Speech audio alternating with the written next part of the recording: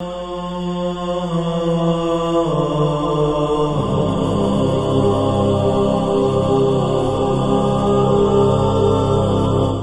باللہ من الشیطان الرجیم بسم اللہ الرحمن الرحیم الحمد للہ رب العالمین والعاقبۃ للمتقین والجنۃ للموحدین والنار للعاصین الصلاۃ والسلام والتحیۃ والاکرام علی سیدنا و مولانا و مولا الثقلین ابی القاسم محمد اللہم صلی علی محمد و آل محمد وأہل بیتہ الطیبین الطاہرین المعصومین المنتجبین واللعنۃ الدائمۃ علی اعدائہم اجمعین اما بعد فقد قال اللہ سبحانہ فی کتابہ الحکیم وہو اصدق الصادقین وقولہ الحق یا ایہا الناس انتم الفقراء الی اللہ واللہ هو الغنی الحمید۔ الحمدللہ، اللہ کا لاکھ لاکھ شکر ہے کہ ہمیں موقع فراہم کیا ہے کہ اس ماہ مبارک میں زندگی گزاریں اور اس کی عبادت انجام دیں۔ خصوصاً آج کی جو یہ کلاس ہے، اس میں چونکہ ہم ابھی لیالی قدر سے فارغ ہوئے ہیں، خداوند متعال سے دعا کرتے ہیں کہ ہمارے مقدرات، ہماری عبادتوں کو اچھے سے قبول فرمائے اور ہماری زندگی میں جو ہمارے لیے نیک اور بہتر اور اچھا ہے وہ ہمارے لیے مقدر فرمائے۔ اس لیے کہ خداوند متعال اپنے بندوں کو سے محبت کرتا ہے، بندوں کو چاہتا ہے، لہٰذا اپنے بندوں کے لیے وہی مقدر فرماتا ہے جو اچھا ہوتا ہے۔ خداوند متعال نے جو ہمیں عبادت کرنے کی توفیق عطا فرمائی ہے لیالی قدر میں، لیالی قدر کی عظمت، نزول قرآن، نزول ملائکہ، حجت خدا کے توسل سے جو ہم لوگوں نے عبادتیں انجام دی ہیں، آپ مومنین نے، خداوند متعال ان کو مستجاب فرمائے۔ بندگی سب سے بڑا امتیاز ہے عالم ہستی میں غیر خدا کے لیے۔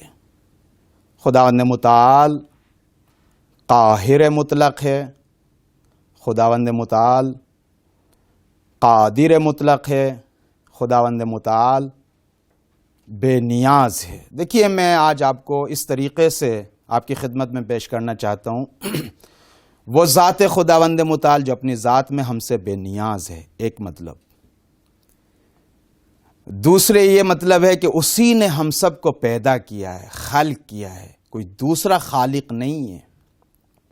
حالانکہ کس مقصد کے تحت اس نے خلق کیا ہے وہ دوسری بحث ہے، لیکن خالق وہ ہے، پیدا کرنے والا وہ ہے، سب کچھ دینے والا وہ ہے۔ جو خالق ہوتا ہے وہی مالک ہوتا ہے۔ مالک حقیقی، جیسے کہ میں نے پہلے بھی پیش کیا آپ کی خدمت میں، مالک حقیقی کا مفہوم خاص مفہوم ہے، خاص معنی ہے۔ اگر آپ اس کو سمجھنا چاہتے ہیں تو قرآن پاک کے حضور میں آئیے، اہل بیت کے دسترخوان پر آئیے، وہاں سے پتہ چلے گا کہ مالکیت حقیقی کس کو کہتے ہیں۔ جب وہ خالق ہے، وہی مالک ہے، وہی بے نیاز ہے، تب جب مالک وہ ہے تو ربوبیت کا حق اسی کو ہے، سرپرستی کرنے کا حق اسی کو ہے۔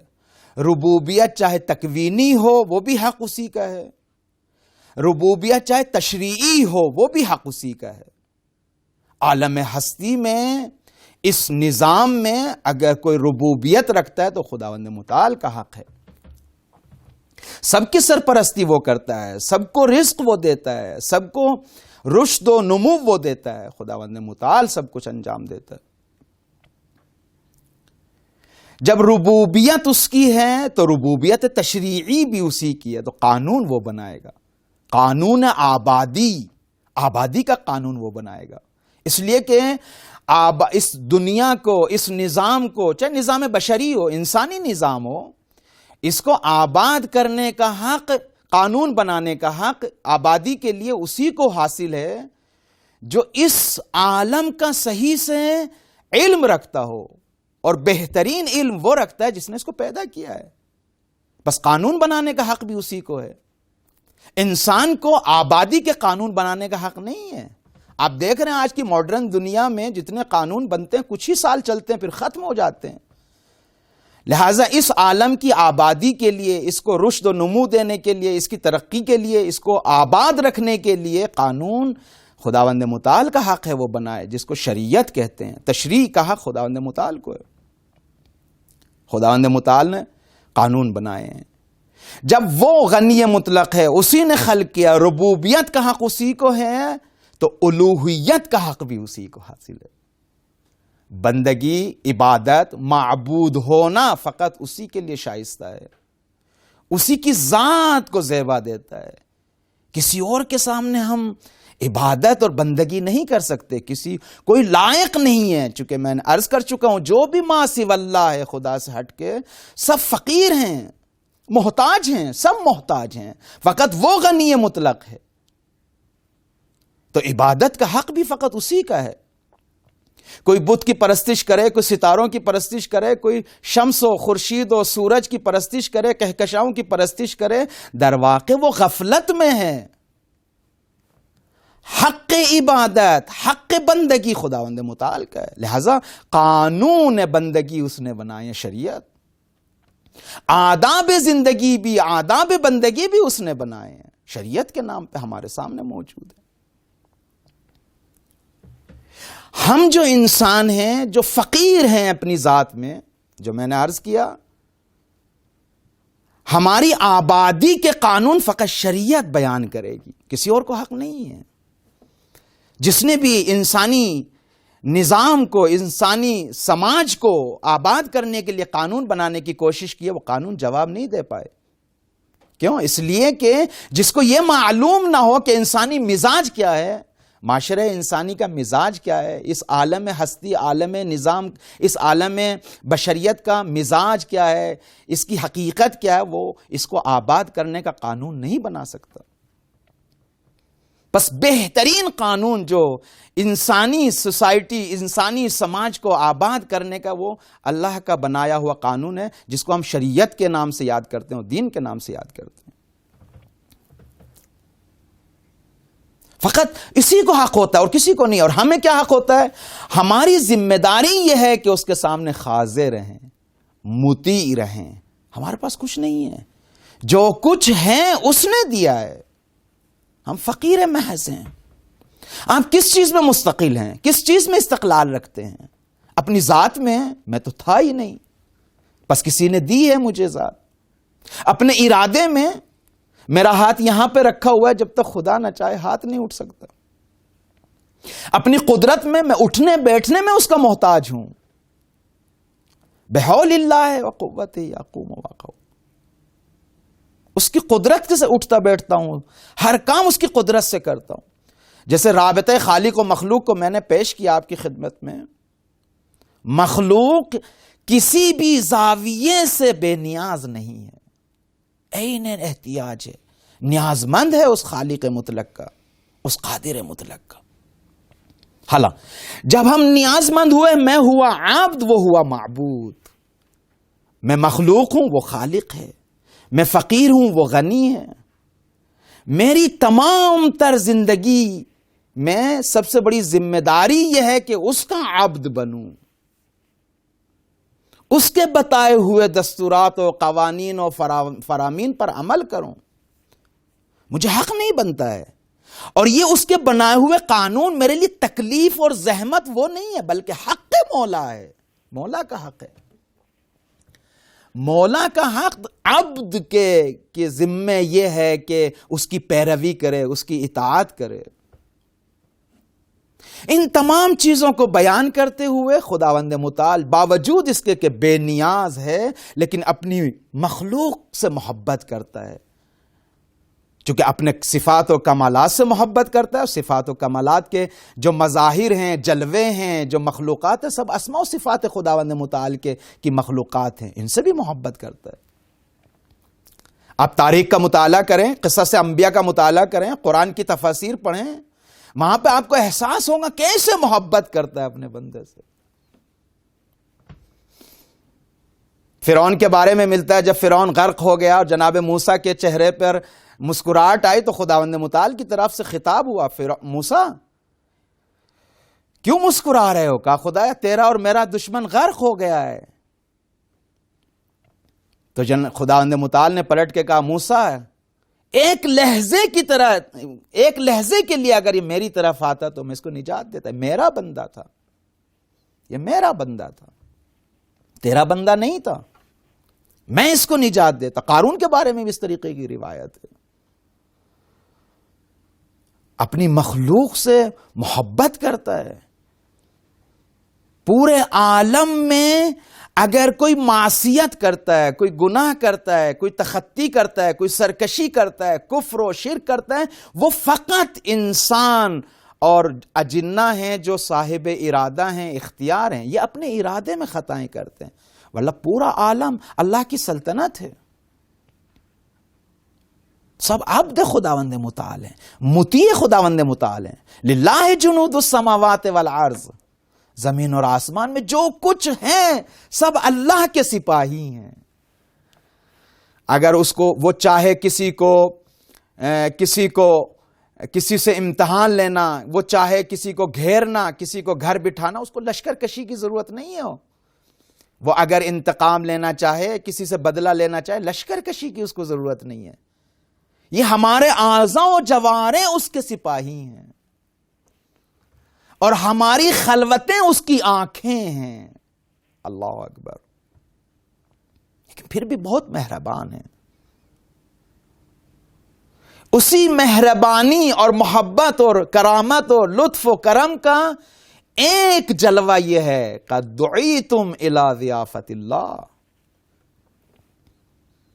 اللہ نے ایک خاص دسترخوان بچھایا ہے بندگی کا، نعمتیں دینے کا، نوازنے کا بہترین دسترخوان ماہ مبارک میں بچھایا ہے۔ عجیب دسترخوان ہے کہ پوری کائنات لگی ہوئی ہے اس بندے کی خدمت کے لیے، اس بندے کو حقیقی بندہ بنانے کے لیے، اس انسان کو۔ اب جس کو بھی آپ حساب کریں، زمانہ ہے اسی میں لگا ہوا ہے، سونا ہے وہ اسی میں لگے ہوئے ہے، آپ سوئیے، اسی دسترخوان کا صدقہ ہے کہ آپ سوتے ہیں تو عبادت ہے، نہیں کہ عبادت کا ثواب ہے، نا، عبادت ہے سونا۔ آپ سانسیں لیں یہی تسبیح ہے، نہ یہ کہ تسبیح کا ثواب ہے۔ کیوں؟ چونکہ دسترخوان خوبصورت ہے۔ پہلی بات تو یہ سن لیجئے، پورا نظام الہی اللہ کی طرف سے دسترخوان ہے، ساری نعمتیں اس کی طرف سے ہیں، لیکن یہ خاص طریقے کا دسترخوان ہے۔ یعنی پہلی بات تو سب دسترخوان الہی ہے پورا، لیکن اس تمام عالم میں دسترخوان ہونے کے باوجود یہ ایک خاص دسترخوان ہے جس کو خداوند متعال نے اپنے بندوں کے لیے بنایا ہے، بچھایا ہے، اہتمام کیا ہے، دعوت دی ہے۔ دعیتم، سب کو بلایا گیا ہے، دعوت دینے والا خدا ہے، جن کو دعوت دی جا رہی ہے وہ ہم اور آپ ہیں۔ خبردار کہیں ایسا نہ ہو کہ دعوت دینے والا دعوت دیتا رہے اور ہم قبول نہ فرمائیں، قبول نہ کریں۔ لبیک بولیے۔ کون نہیں چاہتا دنیا میں کہ بڑے لوگ ان کو دعوتوں پہ بلائیں؟ سب چاہتے ہیں، بڑے بڑے بادشاہ، بڑے بڑے وزراء، بڑے بڑے جو بڑی بڑی کرسیوں پہ بیٹھے ہوئے ہیں، سب انسان چاہتے ہیں کہ وہ ہمیں اپنی دعوت پہ بلائیں۔ قادر مطلق نے اپنے دسترخوان پہ دعوت دی ہے، لبیک بولیے، غفلت سے باہر آئیے، متوجہ ہوئیے، دیکھیے کون بلا رہا ہے۔ اور میزبان مہمان کو عزت کے ساتھ دعوت دے رہا ہے، دعوت دے رہا ہے، کھینچ نہیں رہا ہے، پیچھے سے دھکیل نہیں رہا ہے، احترام سے بلا رہا ہے۔ جس نے یہ شریعت بنائی ہے، جس نے عبادت کے اصول بنائے ہیں، جس نے آداب کے اصول بنائے ہیں ہماری تربیت کے لیے، کیا وہ خود ان آداب کی رعایت نہیں کرتا ہے؟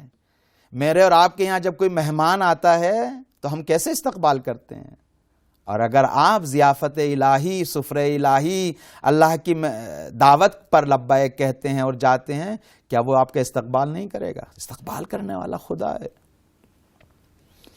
اب ہنر یہ ہے کہ میزبان بھی راضی ہو، مہمان بھی راضی ہو۔ مہمان کو راضی کرنے کا ذمہ وہ خداوند متعال کے پر ہے، لیکن میزبان کو راضی کرنا وہ ہماری ذمہ داری ہے۔ مہمان کو راضی کرنا خداوند متعال کی ذمہ داری. کیا چاہیے آپ کو؟ کیا چاہیے اس دسترخوان پہ؟ وہی عطا، وہی ملے گا. چونکہ اس کی جود میں کمی نہیں، اس کے سخا میں کمی نہیں، اس کی عطا میں کمی نہیں ہے. آپ مانگیے وہ ملے گا. دسترخوان یہی جس پہ ہم افطار کرتے ہیں، کھانا کھاتے ہیں، اس دسترخوان سے لگا کر معنوی اور روحانی تمام دسترخوان کھلے ہوئے ہیں خدا کی طرف سے. آسمان کے سارے دروازے کھلے ہوئے ہیں. ماہ مبارک میں سارے آسمان کے دروازے بلندی تک پہنچنے کے لیے بندوں کے لیے کھلے ہوئے ہیں. شیطان کو اللہ نے جکڑ دیا ہے. کیوں؟ اس لیے کہ دسترخوان الہی ہے. اہتمام کون کر رہا ہے؟ خدا کر رہا ہے. کس کے ذریعے کر رہا ہے؟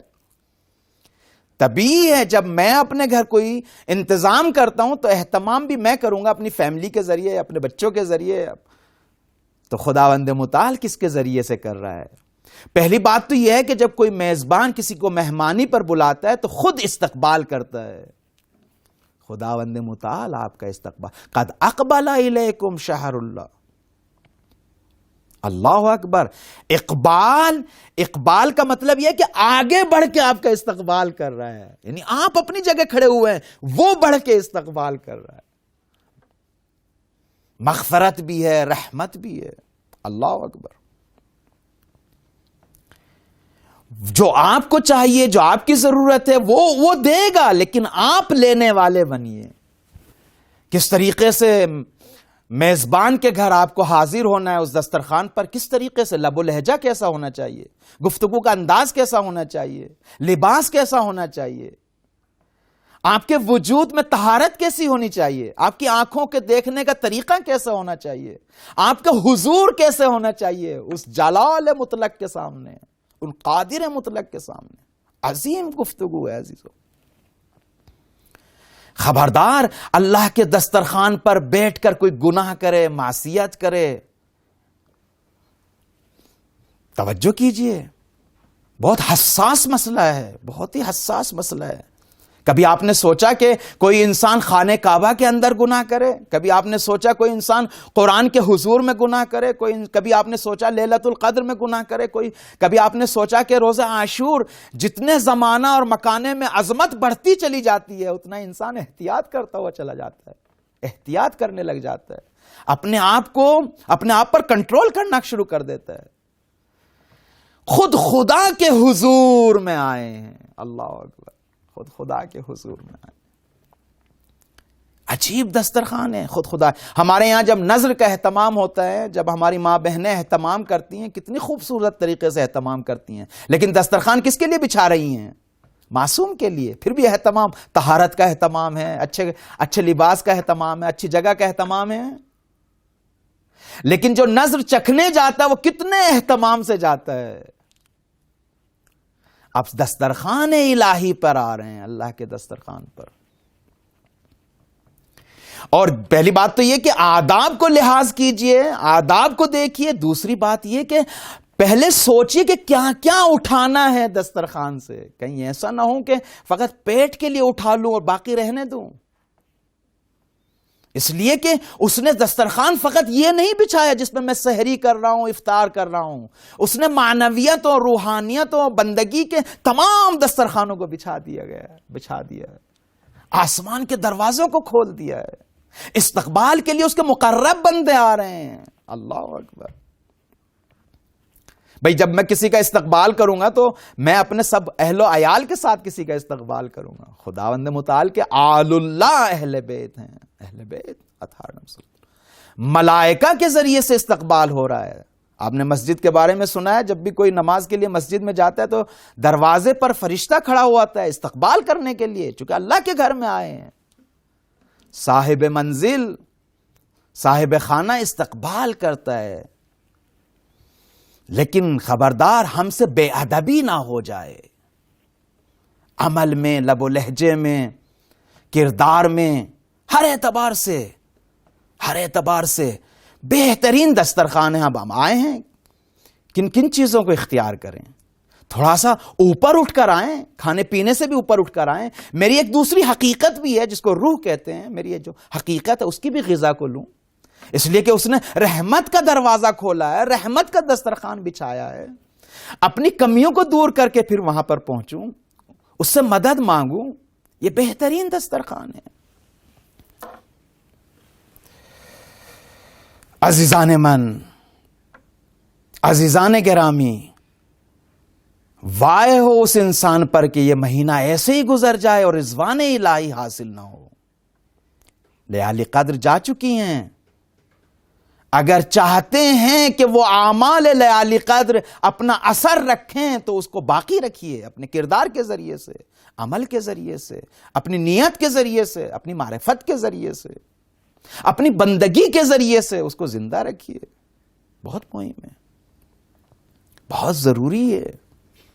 کہیں ایسا نہ ہو کہ میرے اچھے اعمال بعد کے کردار کی وجہ سے ختم ہو جائیں، بلکہ وہ زمینہ فراہم کر رہے ہیں آپ کے، اور اپنے اعمال کو اچھا کرتے جائیے. عجیب طریقے کا، عجیب اس دسترخوان، اس ضیافت الہی، اس میزبانی الہی کو جتنا بیان کیا جائے، اتنی برکتیں رکھ دی ہیں. آپ سو رہے ہیں پھر بھی عبادت، آپ جاگ رہے ہیں تو بھی عبادت. لیکن کب جب اپنے آپ کو لائق بنائیں اس کے دسترخوان پہ آنے کا. اس کا راستہ بتایا ہے، اس کا راستہ بتایا ہے کہ کس طریقے سے اس کے دسترخوان پہ حاضر ہوں، کس طریقے سے میں اپنی روح کے لیے غذا کو تلاش کروں، کس طریقے سے میں اپنی کمیوں کو دور کروں.